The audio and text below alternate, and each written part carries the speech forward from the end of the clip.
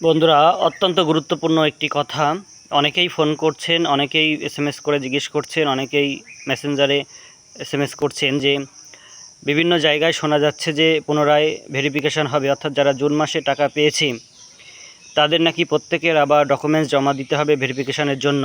এই কথাটি সত্য কি না তাদের উদ্দেশ্যে আমি বলে রাখি যে এই কথাটা পুরোপুরি সত্য নয়, আবার পুরোপুরি মিথ্যাও কিন্তু নয়।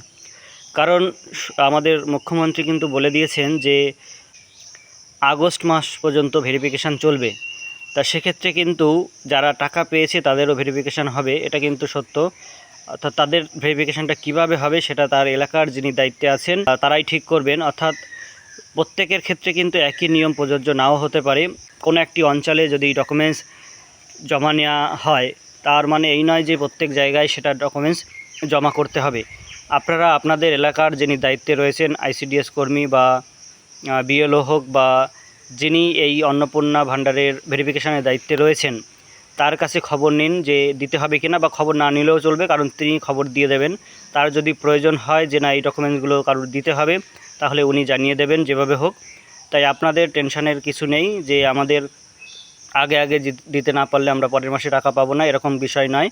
আপনাদের ভেরিফিকেশানের দায়িত্বে যিনি আছেন তার দায়িত্ব এটা, তিনি ঠিক কিভাবে করবেন সেটা তার ব্যাপার। তাই আপনারা এটা নিয়ে উদ্বিগ্ন হচ্ছেন বা টেনশনগ্রস্ত হচ্ছেন, এটা হবেন না। আপনাদের জন্য আমি আশ্বস্ত করছি যে আপনারা আপনাদের এলাকার যিনি দায়িত্বে রয়েছেন তার কাছে যদি পারেন একটু খবর নিতে পারেন যে আপনাদের ওখানে জমা দিতে হচ্ছে কি না। যদি দিতে হয় তাহলে আপনিও দেবেন। এবার বলি কি কি দেবেন। আপনি আপনার আধার কার্ডের জেরক্স, ভোটার কার্ডের জেরক্স, ভোটার স্লিপ যদি থাকে তাহলে ভোটার স্লিপ, কারণ অনেকে হারিয়ে ফেলেছেন। সেক্ষেত্রে আপনি আপনার যেখানে ভোটার লিস্টে নাম রয়েছে সেই পাতাটি জেরক্স করে দেবেন এবং প্রত্যেকটা ডকুমেন্টস নিচে সই করে জমা দেবেন। এটা কিন্তু আমি আবারও বলছি, প্রত্যেক জায়গায় যে দিতে হবে মাস্ট এরকম কিছু নয়। দেখা গেল আপনি জমা দিলেন, সেই কাগজগুলো শুধু পড়ে থাকলো, কোনো কাজেই লাগলো না, এরকম কিন্তু আগেও হয়েছে। যাই হোক, আমি বলছি যদি আপনাদের কাছ থেকে চেয়ে থাকে আপনাদের এলাকার যিনি দায়িত্বে আছেন, তাহলেই আপনারা ডকুমেন্টসগুলো দেবেন। আপাতত আপনাদের এলাকায় যদি এরকম কোনো বিষয় না থাকে তাহলে আপনারা চুপচাপ থাকেন। আপনাদের এলাকায় যখন শুরু হবে তখন আপনারা দেবেন। এটা কিন্তু প্রত্যেক এলাকায় হবে, এটা শিওর যে যারা ইতিমধ্যে টাকা পেয়েছেন প্রত্যেকেরই ভেরিফিকেশান হবে। সেই ভেরিফিকেশানটা বাড়ি এসে হবে নাকি ফোনের মাধ্যমে হবে নাকি ডকুমেন্টস নিয়ে হবে, কিভাবে হবে সেটা যারা ভেরিফিকেশানের দায়িত্বে রয়েছেন তারা নির্ণয় করবেন, অথবা যদি উপর থেকে কোনো নির্দেশ থেকে থাকে সরকারি তাহলে সেই অনুযায়ী হবে। তবে আমার মতে বাড়ি এসে করাটাই কিন্তু নিয়ম, যে ইনকোয়ারি বাড়ি এসে করবে যে সে এখানে আদৌ থাকে কি না, তার পারিবারিক অবস্থা কেমন, বা সমস্ত তথ্য সে বাড়ি এসেই ভালোভাবে আমার মনে হয় জানতে পারবে।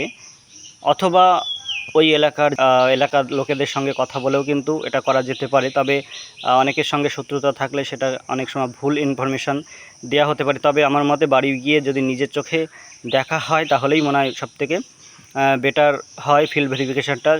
যেহেতু ফিল্ড ভেরিফিকেশান বলছে, ফিল্ড মানে ফিল্ডে নেমে আমাদের করা উচিত। যাই হোক, যারা টেনশনগ্রস্ত ছিলেন, উদ্বিগ্ন ছিলেন এবং বুঝতে পারছিলেন না যে কী করা উচিত, এই মুহূর্তে বিভিন্ন জায়গায় দিচ্ছে, আমি দিচ্ছি না, তাহলে আমি কি টাকা পাবো না, এরকম বিষয় নয়। আমি আবারও বলছি, আপনারা আপনাদের এলাকায় খবর নিন। আপনাদের এলাকায় যে অনুযায়ী চলছে, আপনাদের বিডিও অফিস থেকে যে গাইডলাইন দিচ্ছে আপনারা সেই অনুযায়ী চলুন। এক এক জায়গায় এক এক রকম গাইডলাইন অন্নপূর্ণার প্রথম থেকেই কিন্তু চলে আসছে। তাই আপনারা এই বিষয়টা নিয়ে অযথা টেনশনগ্রস্ত হবেন না।